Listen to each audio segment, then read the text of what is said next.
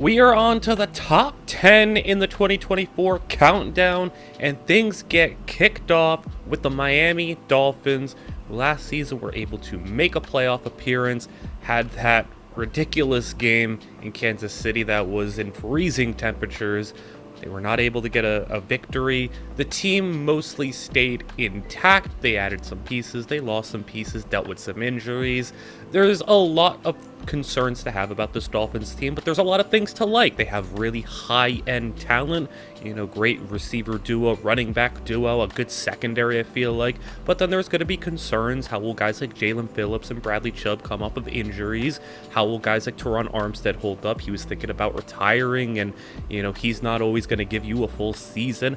And then there's obviously the big elephant in the room, which is Tua, and should they pay him? Should they not pay him? We'll get into all the Tua stuff very shortly, but the Miami Dolphins are going to be my number 10 team going into the 2024 season, a team that is definitely capable of going back to the playoffs, but maybe they need a little bit more if they're going to go out there and win a playoff game this season. Let's start with the coaching staff, though, for the Dolphins, and this is going to be a big reason why the Dolphins are going to be just inside the top 10. They have the number 4 coaching staff in the NFL, and I think they have 3 guys that you could really be excited about, as Mike McDaniel is coming back for another season, doing amazing work. I think he is one of the true genius level offensive minds. I love Mike McDaniel.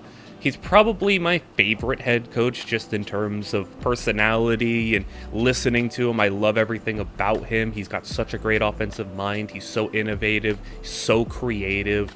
Like the things that he does with the motion and everything, and how he's been able to riff off that, Shanahan system. It's been really fun to see over the last couple of years how people who come from the McVay or Shanahan tree, go to their new teams and make the offense their own and add their own spin to it, add their own riffs, add their own adjustments to it.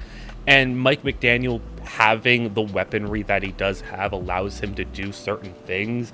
And the motion, the run game, the blocking schemes, everything that Mike McDaniel has done, I think he has even made the offense more impressive than what Kyle Shanahan has done.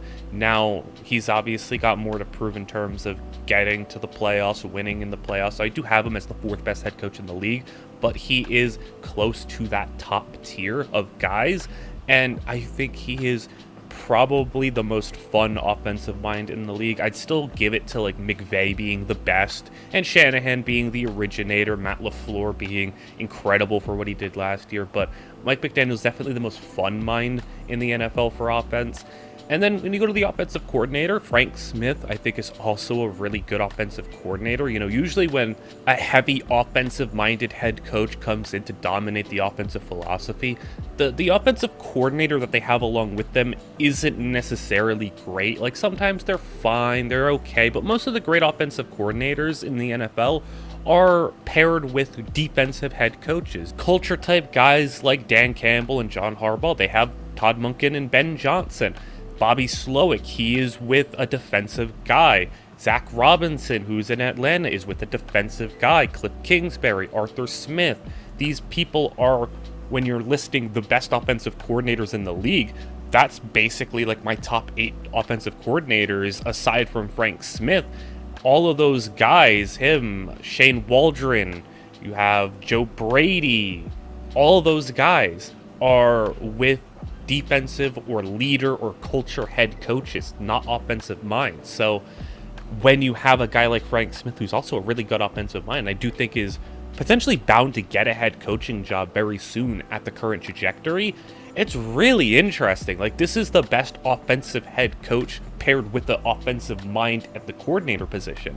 So really interesting to have a team that has 2 good offensive minds in the building, because I gave Frank Smith a B+, top 5 offensive coordinator. Then you have Mike McDaniel, A- grade, top 5 head coach. And then on the defensive side, you bring in Anthony Weaver, who spent about a decade as a defensive line coach, and most recently was in Baltimore. And I do like the acquisition of going and getting somebody from that Mike McDonald tree and Harbaugh tree, who is going to bring in that defense. The league is shifting towards Mike McDonald's style of defense, and we're seeing it more and more now with both Harbaughs in the league. We got guys like Jesse Minter coming over, Mike McDonald now a head coach, Zachary Orr getting promoted for Baltimore. That's kind of the style we are going towards, and what the Ravens were able to do last year was spectacular. They had amazing talent, but we still have to see if the talent paired with the scheme, if that was just everything coming together right, or is this the defense that is going to dominate the NFL for years to come, where this is going to be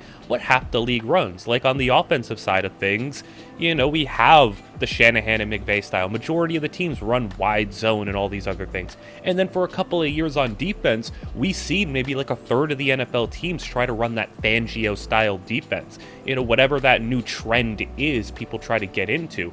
Now the Fangio stuff failed miserably, and those teams that ran them didn't work out well for them. But will this one work out for these teams that are going in this direction?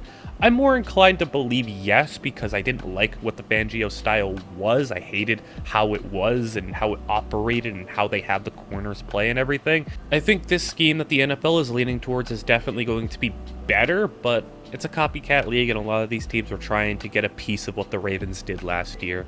And we'll see if this coordinator and Anthony Weaver can do that. Obviously, I do believe in him enough to give him a top half of the NFL grade for defensive coordinators, because I just would much rather having a guy trying to implement that Baltimore style of defense than having even the best of Fangio defenses. I would rather have this guy come in and maybe implement the Baltimore defense at 70-80% than rather have a Fangio style guy implemented at 100%, because I just don't like that style of defense. So maybe that's just a personal preference for me, but I think it's a good get for them on the defensive side of things, and it should be a nice shift going over there. So overall, I really like the coaching staff, and I have a lot of optimism. I do very much see Frank Smith, like I said, getting a head coaching job down the line, and if Anthony Weaver can continue to, climb up the ladder, climbing from defensive line coach. He was an assistant head coach last year. Now he's gotten to DC. So if he can implement that, Mike McDonald defense effectively and get this defense really going,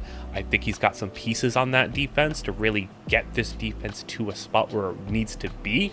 If he can do all that, this is going to be maybe even a higher coaching staff. I have him fourth, but they can be challenging for that top 2 or 3 spot even. Let's get into Tua, and he is a big reason why I just don't believe that this Dolphins team can really go as far as you would like them to. I'm going to have Tua coming in as the 20th best quarterback in the NFL, and I know people who look at just the surface level statistics, a guy who led the NFL in passing, a guy who puts up big numbers, a guy who even in some advanced stats will be pretty favorable. You wonder how he isn't a top 10 quarterback, because people think if you're top 10 in yards, top 10 in touchdowns, top 10 in this, that means you're a top 10 quarterback, and that's just not how that works. Your overall production doesn't just strictly determine how good you are, and I do think the term system quarterback is thrown around a little too loosely. We'll eventually get into this with the 49ers video with Brock Purdy, and a lot of people do want to just knock Brock Purdy and saying he is carried by his system. No, I do think Brock Purdy has some real talent to him and is a pretty nice quarterback. I guess spoilers, have him ranked ahead of Tua. There are quarterbacks that are system beneficiaries, but true system quarterbacks, not really that many. But if there's any quarterback that is more bolstered by the system that he plays in and is made to look far better than he actually is in the entire NFL, it is Tua. What Mike McDaniel does for Tua is make his job infinitely easier. I know a lot of people, when they try to knock Tua or excuse him, they're like, oh, you have Tyreek Hill, you have Jalen Waddle, you have these running backs. And that's a part of it, I suppose, but that's not what I am meaning when I say that Tua's job is a lot easier. Yeah, having Tyreek Hill is great, but Mahomes had Tyreek Hill, and Mahomes lost Tyreek Hill, and he still went out and won Super Bowls, and he's still Mahomes, he's still great.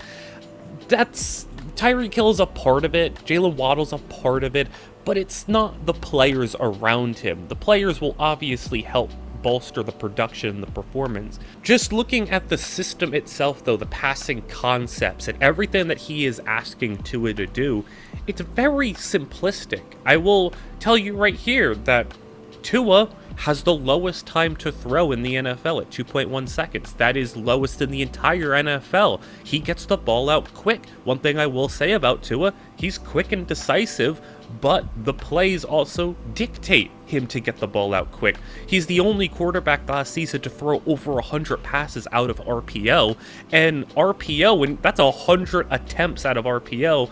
That is just quick. Either you hand the ball off, you flick it out, hitch route, slant route. It's just quick ball, quick ball.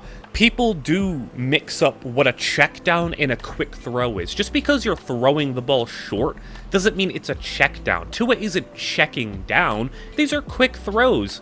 So I'm saying that the processing that Tua has and the decisiveness that he has, that's good, but the offense is very much the most automated offense and the easiest to just slot in a quarterback and say, hey, if you can just get the ball out fast, you're going to be fine. Tua objectively doesn't have a strong arm. Now, I don't think he's a bad deep ball thrower. He isn't good at stretching the field beyond that 50-yard mark. His air yards are relatively low compared to the amount of yards he passes for. Number 1 in yards, number 10 overall, though, in air yards. This is a guy, though, who, yeah, if you ask him to throw the ball in the deep range, if you get it to 40 to 50 yards, if you can, stay within his range, yeah, he'll be fairly accurate. And yeah, he's pretty decisive, but he's also obnoxiously reckless for a guy who is supposed to be playing in such an automated offense when they don't have him doing RPOs, when they just have him dropping back and they say, hey, Tua, read the defense and go and do something. He makes reckless throws. He makes dangerous throws. If it's not a shot play or an RPO play, he puts the ball in harm's way. He had a lot of interception-worthy passes, and I know people are going to look at that and say, well, they weren't intercepted, so it doesn't matter. Well, no, that does matter because, yeah, last season some of those balls weren't intercepted. Well, what happens next season when those balls are intercepted? You keep tempting fate and giving the defense opportunities, they're going to come down with them. And he gave the defense plenty of opportunities. They just didn't always come down with them. So he puts the ball in harm's way quite a bit. And also, there's just some wild plays that he makes that are just so puzzling. There was a play last year against the Jets, and I don't want to just use single play examples to try to knock a guy, but to really illustrate how bad he is at reading the defense sometimes when it just comes to being a drop back passer. He had a game against the Jets. It was that Black Friday game, I believe. And the Jets sent 0. They did not rush him. They dropped everyone back in coverage. They just, like the equivalent when in Madden, you just spy your whole defensive line, you let the quarterback just sit back there. They did that. He threw a pick on that play. How do you have 0 pass rush and throw a pick? You could sit there for as long as you want, and he still threw a dangerous ball that got picked off. How do you do that? That's the most extreme example of what bad Tua looks like, and he's had other plays that aren't quite as glaringly bad, but are still really bad. When you ask Tua to just drop back, read the defense, make the right play, he doesn't do it well. If you ask him to do an RPO, though, he's one of the best RPO quarterbacks in the league. When you call a shot play, if you could throw it while it's still within his range and his arm strength can get the ball down there, yeah, he's pretty accurate. Overall, he's not an inaccurate, bad quarterback. He's an average quarterback. Solid accuracy, good accuracy at times, quick decision maker, decisive, gets the ball out quickly. That's his good, but the bad is ugly. And the bad is you drop back to throw, you have 1 read, 2 read, 3 read, you get past those progressions. He just doesn't know how to handle it sometimes. He gets eaten alive by certain pressure, and he just will let the ball fly, and he doesn't have that automated system to fall back on. I don't want to just sit here and call a guy a system quarterback, but like I said, if there's any guy that more benefits from his system, it's Tua. Just look at the play calls. I already brought up over 100 passes from the RPO, the second most passes from play action. Over 230-ish of his passes were just either play action, things were set up for him, or automated RPO where it's just like, hey, get the ball out quickly or hand it off. So that's over a third of his pass plays that are out of just play action or RPOs. He doesn't get blitzed very often because of the nature of how quickly the ball gets out of his hands and he doesn't have to deal with pressure as much. When he does, though, it doesn't go well, and he's the beneficiary of the second most yards after catch in the entire NFL. So there's a lot of things pointing to, yeah, Tua, he's alright, but he benefits a lot from his surrounding aspects, and I'm not just talking about the quality of players. A lot of people will dumb it down and just say, oh, well, it's because he has Tyreek Hill, he's not good. It's anybody can throw to Tyreek Hill. It's like, well, no, Tyreek helps, but that's not why Tua may be overrated. It's the system, it's the scheme. And it's not just simply, oh, any quarterback can be good in the system. No, you couldn't drop any quarterback into the Dolphins offense and they'd be good. That's not also how that works. They have a specific type that they want, and Tua has the tools that they need to accentuate his strengths, but as much as they try to hide his weaknesses very much come out. And as an overall passer of the football, he's just okay, but he's not a great quarterback. And if he were to go on a system where his weaknesses would be a bit more exposed, you'd see the bad of Tua, and you'd see that he's not worth some $55 million contract. Some people will look at the initial contracts given to some of these quarterbacks because they go ahead of the market curve. For example, Trevor Lawrence got paid $55 million, and a lot of people were like, why are you paying Trevor Lawrence this much money? He's overrated, he's this. It's like, no, Trevor Lawrence is insanely good. Like, him and Tua, Trevor Lawrence is on a different universe to Tua. It's multiple tiers ahead of him. And where are you finding the talent of Trevor Lawrence? Where are you replacing that? You can't replace a top 10 level talent QB.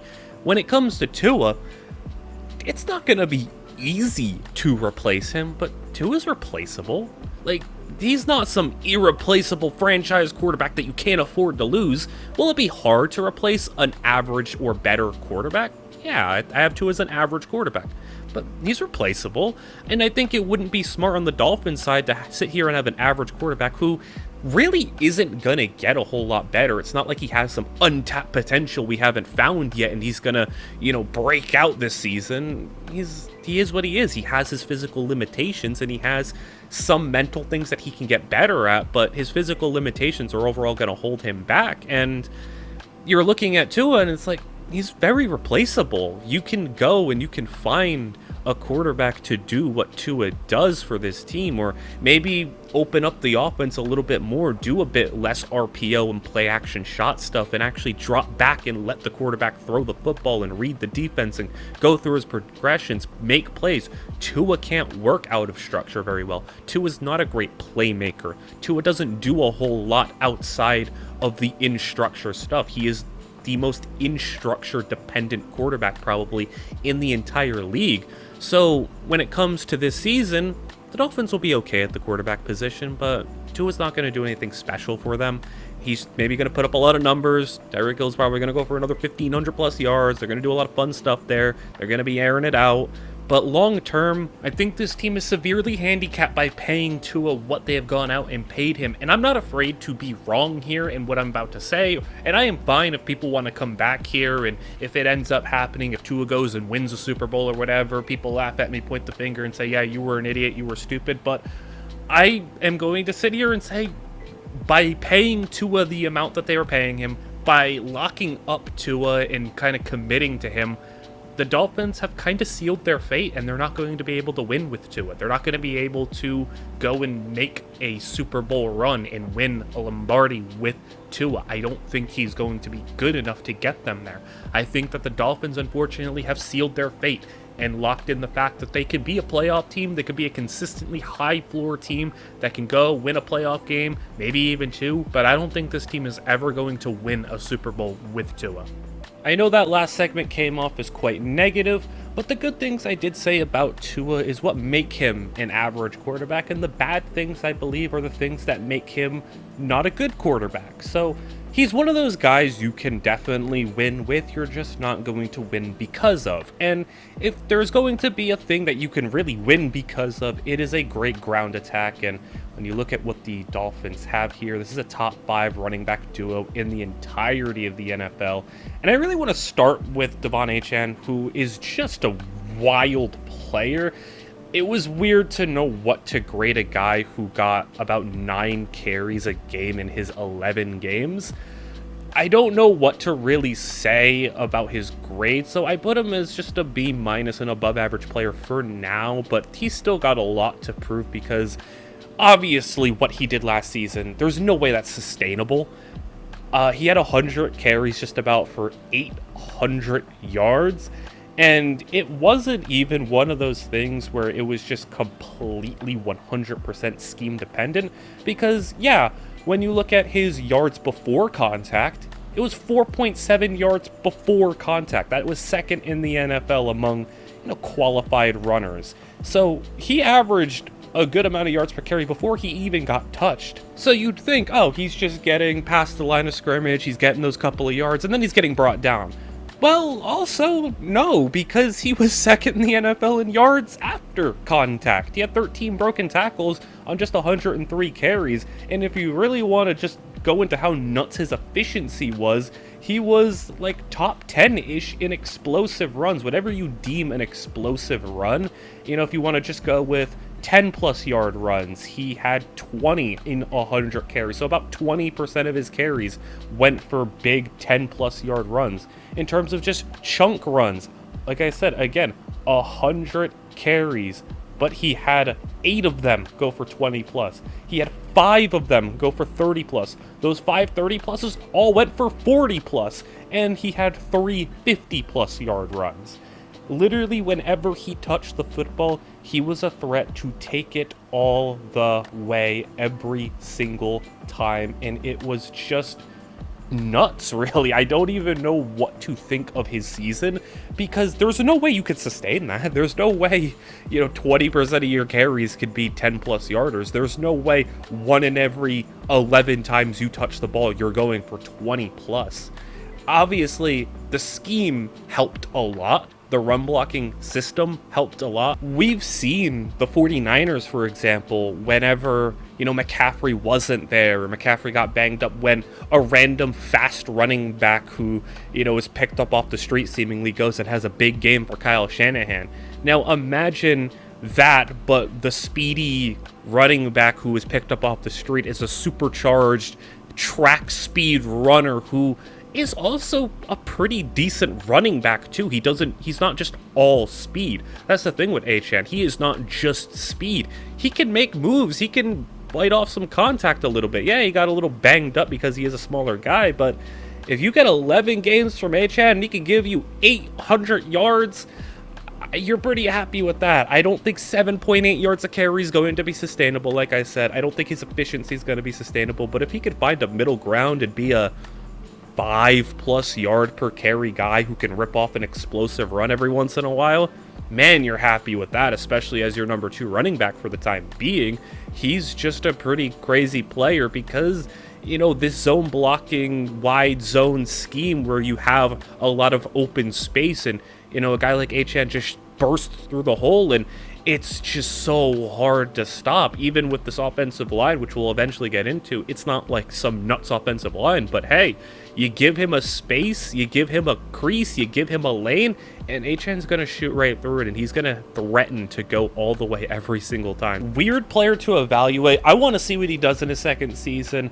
I don't think he'll have the same season that he had last year, but if he somehow maintains that level of efficiency, it's going to be really just that he's a special player if so, because that's just insane. And then you got Raheem Mostert, who, usually you're pretty concerned with running backs who are old, and yeah, there's that little bit of worry here, but this is a guy who doesn't have as much tread on the tires for an older running back because he spent the first chunk of his career just bouncing around and being a practice squad player. I know he was on the Eagles at one point, might have been on some other rosters, eventually found his way to the Niners, had that big NFC Championship game against Green Bay, but ultimately has kind of slotted in as a guy who doesn't get a whole lot of carries.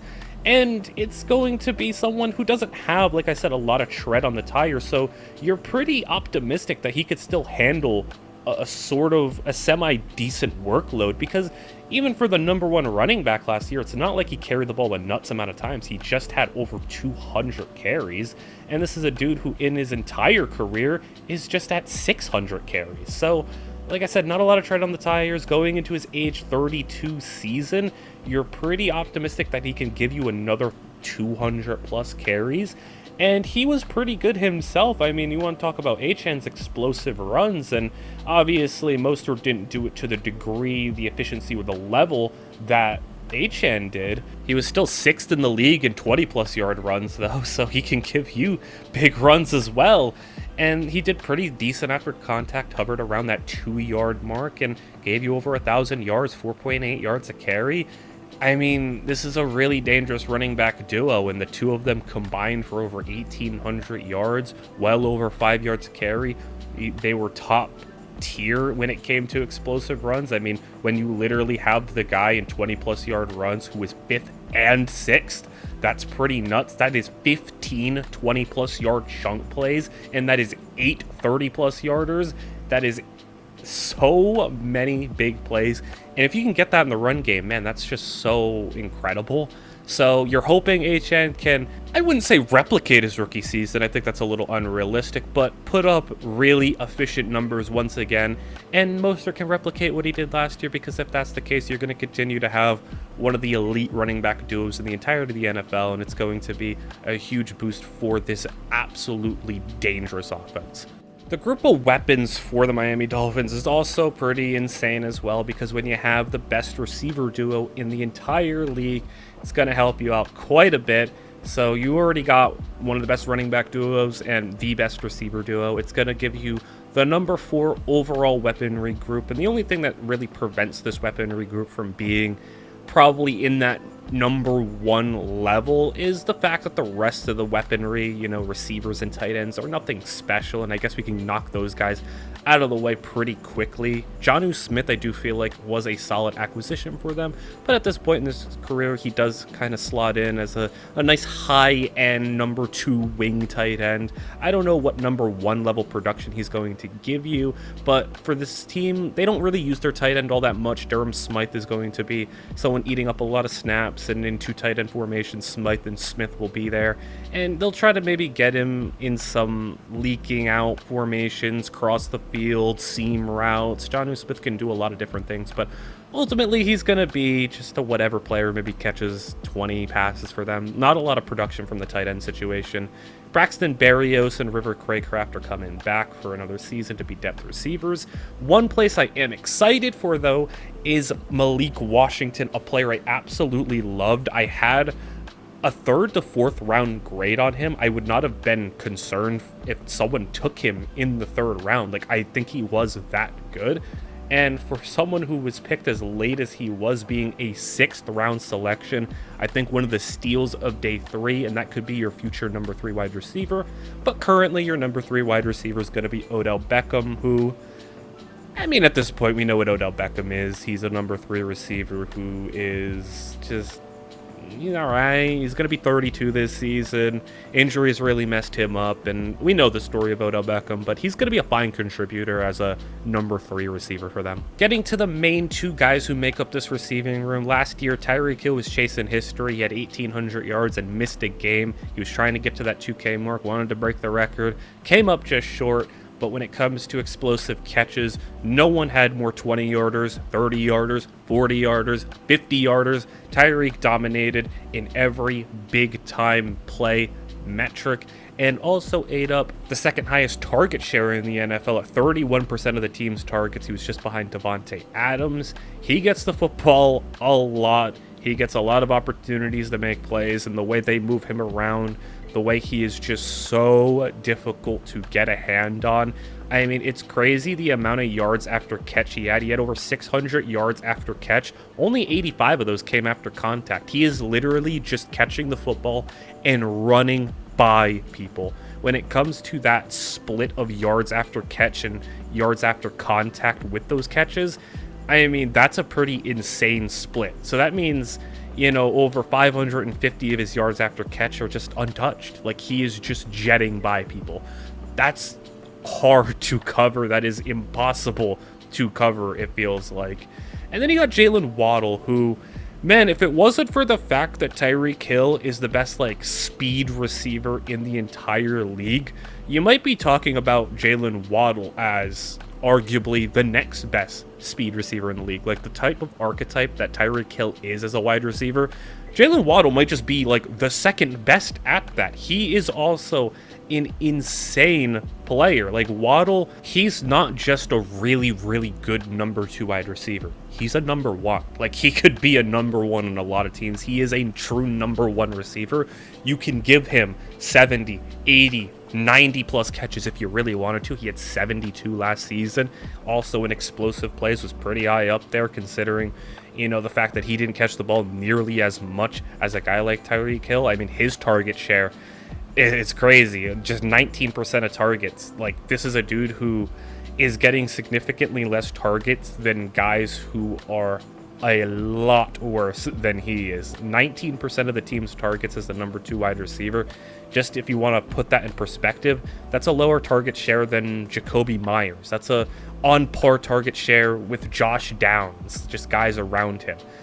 That's pretty crazy. Like, he could literally get the ball a whole lot more than he does. Just about 100 targets for him, and he had 72 grabs, turned those into 12 plus 20 yarders, and 2 of them even went for 50 plus yards. He is just an absolute weapon for the team. Like, genuinely, if Tyreek Hill wasn't on this team, like, Jalen Waddle could give them Tyreek Hill's, maybe not exact level of production, because Tyreek Hill is just a better player right now, but he could go for 1,500 in this offense. He could go for 1,600. Like, if, you know, pending injury or whatever the case is, if Tyreek Hill were to just randomly blow his knee out, for hypotheticals here, and Waddle had to step into that role, Waddle can give you 1,500. Waddle can give you 1,600. Like, maybe not 1,800, but he can give you a lot of that production that Tyreek Hill gives you. That's how good Jalen Waddle is, and he is worth the contract that he was given this past offseason. You know, pretty recently, even in training camp, he was given that big deal, and man, I can't say enough about how great Jalen Waddle is. So, like I said, best receiving duo in the league, 2 absolute speedsters. You add that with Achane, you add that with, you know, Raheem Mostert as well. That's 4 incredible offensive players, and you're just hoping that guys like Jonnu Smith, Odell Beckham, and other players, maybe even a Malik Washington, who I really like, can contribute, you know, as the rest of the targets kind of fill up, because 50% of your targets right there are going to those 2 guys. So you're hoping the other 50% could be, you know, obviously not as effective or as efficient, but can still hold up their end of things. And overall, though, it's a top 5 weaponry group in the entire league. It's a great group. I've had a lot of fun stuff to talk about, these running backs, these receivers, even some conversations to be had about Tua. Not quite as much to say here about this offensive line, as this is obviously your biggest concern with this upcoming season. This is a team that lost Robert Hunt to the Panthers, and that's obviously going to be a big loss when you're slotting in maybe Isaiah Wynn to be the team's starting guard this season. They didn't do a whole lot to really help this group out. The only thing they really did was got their, I guess, long-term solution for the Teron Armstead issue. Right now, Armstead is the best lineman that they do have, but contemplating retirement, gets banged up every year.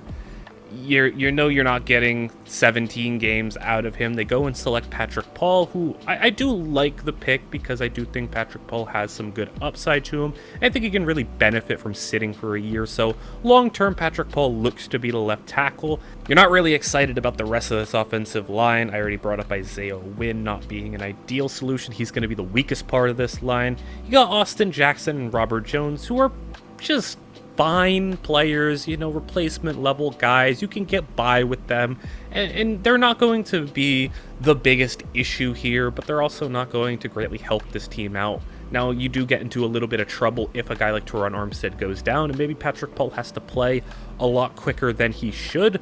But as long as this line stays intact, it's still going to be towards the bottom of the league. I have them coming in at like 25th at a C grade, but you're not at least going to get destroyed. And this is a line, too, that, you know, like I said, with Tua has a quick time to throw, 2.1 seconds. So them not needing to hold up as much in pass protection does help out a lot.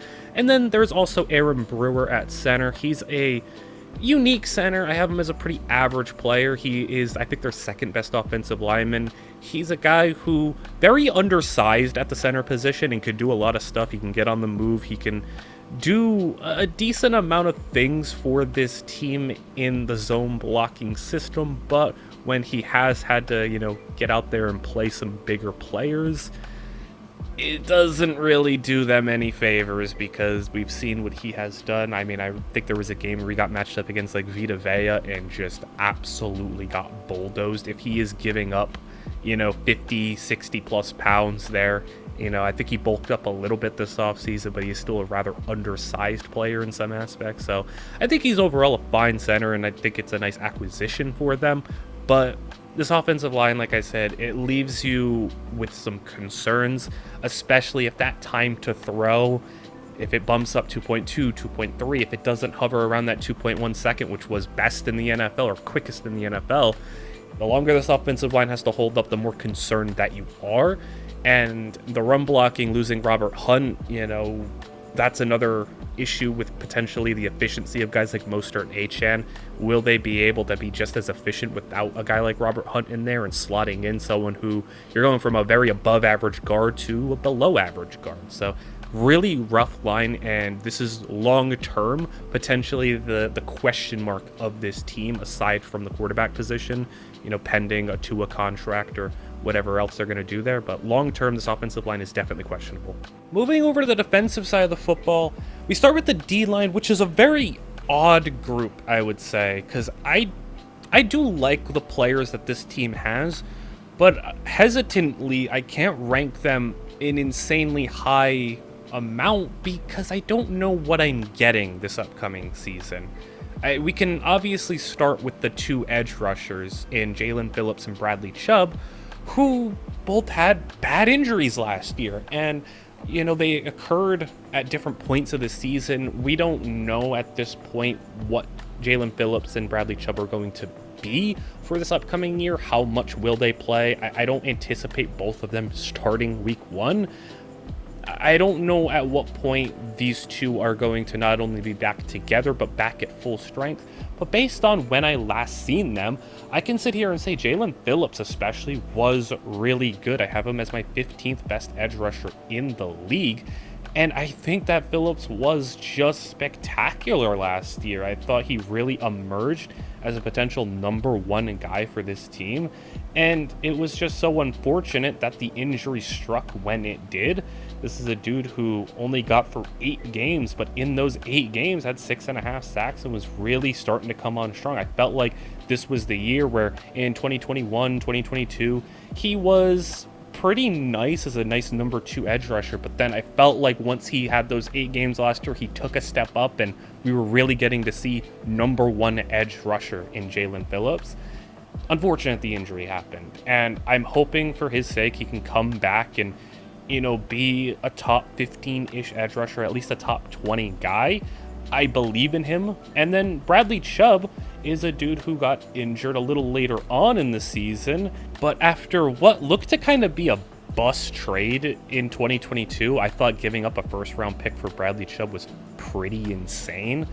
And he didn't really do all that well to close out 2022. He didn't really do a whole lot for the Dolphins team, but in 2023, man, he really came on strong. 11 sacks, 6 forced fumbles was pretty crazy, and it looked like this team was actually going to have a top-tier edge rush duo. Neither of those players being elite, but 2 really quality edge rushers, and it's unfortunate that injury struck him down as well. So the hope is Chubb and Phillips can come back at close to full strength, and definitely in Chubb's case, getting injured as late in the season as he did, he's the more concerning one. Where is he going to play early on next year? We hope so. No guarantees, but I do like these two when they're healthy and based on when I seen them last season. So pending health, yes, with Phillips and Chubb, this could be a great edge rush for him because they also went out in the draft and grabbed 2 players. Now, I'm not a Chop Robinson fan, and of course it's the Dolphins grabbing the super freaky fast player. They have to also get those guys on defense, it seems like. But I wasn't a Chop Robinson guy. He wasn't a guy I put a first-round grade on. He wasn't a guy I would have even touched in the first round, maybe not even so much in the second round. I'm not a Chop Robinson fan, but I can at least understand that in what could potentially be a loaded edge rush room, he's going to have the opportunity to slot in and play a couple of spot situations and fly off the edge at times. For me, though, his just inability to be even a decent player in the run, like, he is a complete non-factor in the run game, and that's where my issue is. And I don't think he pairs that with dominant pass rushing skills. He has freaky talent, and he's very raw, and he has a lot of upside, and a lot of these Penn State players typically do. But, man, he lacks a lot, and he's going to be hard to play in certain situations. Like, this is a guy who, yeah, you could throw him in on, like, 3rd and long and just say, hey, get after the quarterback, but he's not going to be playable in a lot of other situations. This is not a guy you want on 1st down. This is not a guy you want on running situations. This is not a guy you want when the team's trying to get stops in the running game, late in the game to get the football back. He's a very specific type of player who's going to slot in specific situations. And for me, that's just not a 1st-round pick. But he's here now, and he at least will have a role on this team. Where I am a lot more optimistic is Muhammad Kamara out of Colorado State. He was a 5th-round pick. He was a guy I had. He was another one, was like a 3rd to 4th-round grade, him and Malik Washington, where I was like, man, these guys could have went in round 3 and I would have minded. I thought the Dolphins absolutely won day 3 getting Kamara and Malik Washington.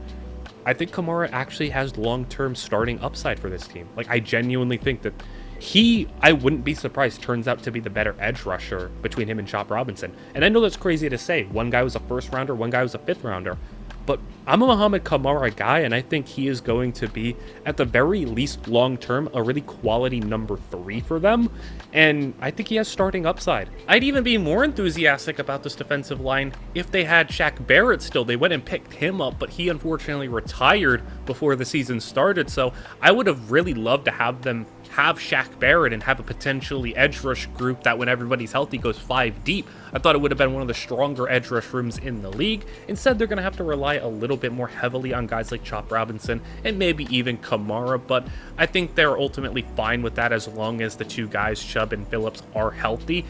As we go to the defensive interior, though, it's not as exciting, but they did come out here and bring in Calais Campbell, who I do like the addition of. He was pretty solid last season, but at this point, he's going to be turning 38 years old, and you, once again, don't know at what point he's going to start to heavily regress. You don't know fully what you're getting. I think there's a lot of mystery that goes into this Dolphins defensive line. It's a group that I like, but with the injuries and the old players, you don't fully know what you're going to be getting next season. And then you have Zach Sealer, who, you know, he's going to be fine as a number 2. So there's a lot of things pending with this team. If Phillips and Chubb can be at full strength, Calais Campbell can be what he was last year, Sealer can be fine, and you have all these depth edge rushers, this could be like a maybe top 10 defensive line. But we have to be realistic. Calais Campbell's 38. Chubb and Phillips are coming off ACL and Achilles injuries, and you don't know what you're getting. So this is a group that can definitely jump up, but I have to play it conservative and knock them down a little bit because of the mystery. The old players and the injuries are going to definitely take their toll. So I like the group, but be cautiously optimistic about them. Moving to the linebackers very quickly, as there's not going to be a crazy amount to cover here. This is going to be one of the weakest groups. This is a bottom tier linebacking group coming in at that C- grade. And it's going to be a pretty easy reason to see why. This is a team that's going to have a pretty open competition for these linebacking spots. There's 3 guys that can really make a play at it. It's going to be David Long, Anthony Walker, Jordan Brooks. You can even throw a guy like Duke Riley in there. A lot of just fine, unspectacular, but at times serviceable players who can fill a role from time to time. These are guys you'd more prefer as, at best, your number 2. Jordan Brooks coming over from Seattle. He's probably the guy I'd be most optimistic about in this group. Still 26 years old. Had his moments in Seattle, but needs to get a lot better. Anthony Walker started 12 games for Cleveland last year. And then you have David Long, who is also going to be in that mix for the linebacking crew. And he's a guy who was on the team last year, at least. Not someone that they're bringing over, but he was very unspectacular as well. But he did fill in and play 17 games for for them. So you're going with David Long, who's got the starting experience for them and has been on the team. He's going to be 28, Jordan Brooks 26, Anthony Walker 28. These are all just whatever veteran players who, like I said, ideally are your number 2 or 3 linebackers, but hey, one of these guys has to step up. One of these guys has to be the number 1. One of these guys has to step in and play a lot. I would imagine, if I had to take a guess, David Long and Jordan Brooks, I think, are going to be the 2, but maybe Anthony Walker slides in there. He's projected to start as of right now. It's really an open competition, though. Any one of these guys could come in and play the majority of the snaps for this team. I'm trying to see who the best secondaries in the NFL are. I think everyone pretty much can acknowledge that the Jets have the best secondary in the league, and I have them in a tier of their own. And then I think once you get to number 2, there's a lot of people you can argue, a lot of teams that you can argue, but I'm actually going to go out here and say it's the Miami Dolphins, and I think this is an underrated strength of this team, is their secondary. And starting with a guy like Jalen Ramsey, who I still put in the elite tier of corners. I have him as my number 4 corner in the league. I think he is still that good, and when he came back last year from his injury, I thought he was still very, very productive and very effective. And this is a dude who I do think is going to come into next season, fully 100%. I don't think he played last year at 100% because he came back so soon from his injury. So I feel like he played well last year, and then he's going to get a whole off-season, training camp, and everything to recover. So going into this season, I do very much anticipate Jalen Ramsey to bounce back into that clear top 5 corner category, because the injury and the missing games last year, and he had his up and down moments last season while playing at whatever percentage he was playing at, but I still thought he played very well.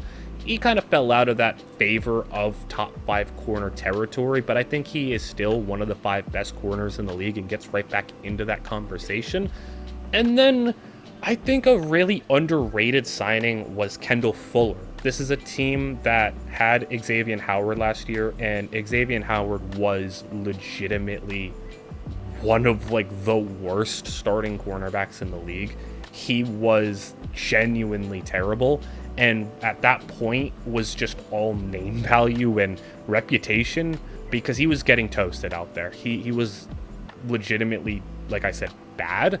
And if you would have went out and just gotten a fine player to go and replace him, and even there was addition by subtraction just by getting rid of a guy like Xavier Howard, but he wasn't good last season. And I know if you look at certain numbers when it comes to Kendall Fuller, you wouldn't think Kendall Fuller had a great year last year. And I'm gonna be honest, he really didn't have a great year in totality, but a lot of his bad came in the first half of the season when this team in Washington was just getting obliterated. Washington had the worst defense in the league last year, and the passing defense was bad, and Kendall Fuller was the number 1 corner. He got toasted a lot. There was that game against DJ Moore that was really bad.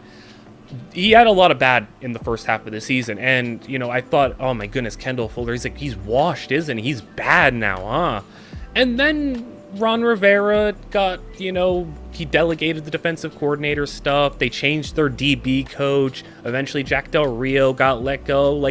Things started to change a little bit, and then Kendall Fuller played a lot better down the stretch. And I was like, oh, it was the DB coach. It was the defensive coordinator. It was Ron Rivera. I've seen Kendall Fuller play high quality football, and last year down the stretch, I thought he played back into that top 25 range of corners. So maybe I'm being a little too optimistic here in saying that Kendall Fuller is going to maintain his status as I think could be a really high quality number 2.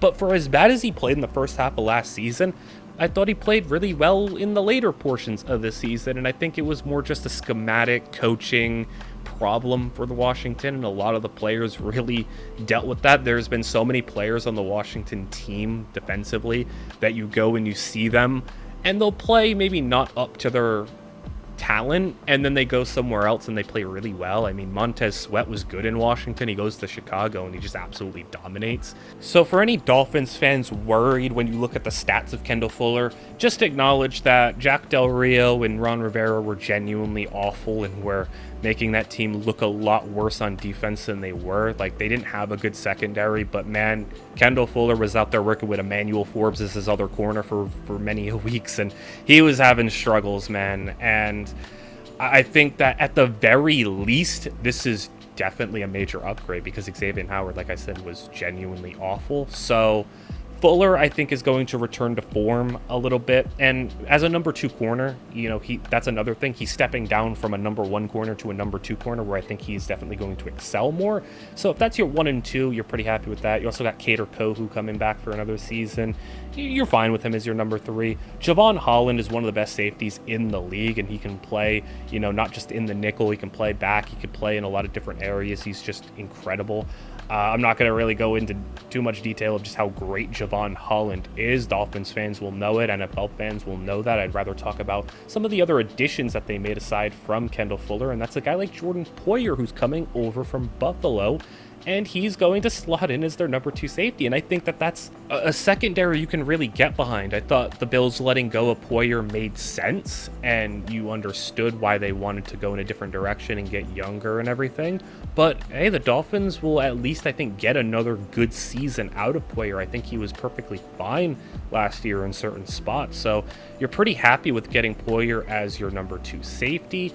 And then, you know, having him, Javon Holland, Kendall Fuller, you know, you're pretty happy with that. And then Jalen Ramsey, obviously. So maybe I'm overrating what Poyer and Fuller are going to be, or maybe I'm just still higher on Jalen Ramsey to be a top-level corner.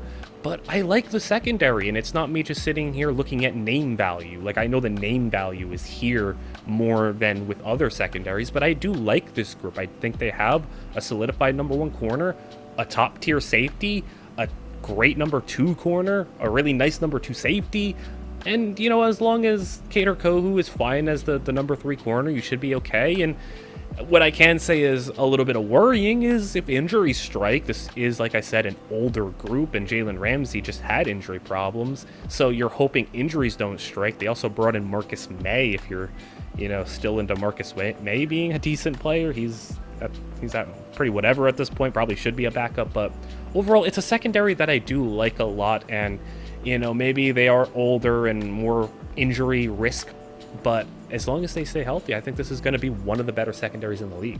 To the special teams we go real quick, where they will have Jason Sanders in at kicker, Jake Bailey as the punter. I gave both of them C+ grades. Jason Sanders has been around for a little while at this point, all in Miami, and it's just a perfectly solid duo to have as your kicker and punter, both C+, which is going to net out to a C+ special teams grade.